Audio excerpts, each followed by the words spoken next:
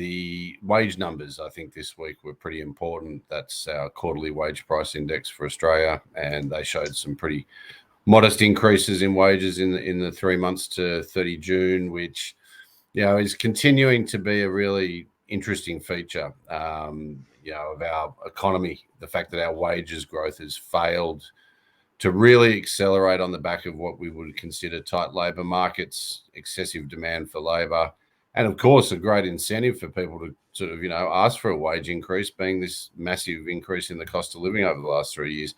Very much unlike what's happening in other countries where wages growth is up over 5% and of some concern. Ours is extremely well contained, well behaved, and I fear that really what it reflects is a big chunk of the workforce, low and middle income earners, stuck on 2 and 3 year EBAs, and they're just going backwards big time. So, you think so?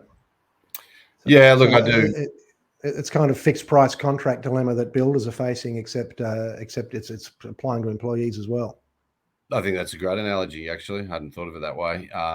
But that's right. And, it's this highly regulated labour market we have in this country, which ostensibly is all about protecting the worker. But in terms of this recent episode of the last few years, it's hurt them because they haven't been able to have the flexibility to renegotiate their wages every year, or in some cases more often, given just how much the cost of living has gone up. And so what's happened is they're stuck on 2 and 3 year contracts at, say, 2-3%.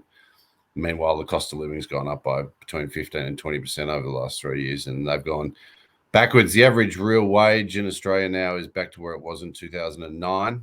That means in the space of a couple of years, we've given up almost a decade of hard work.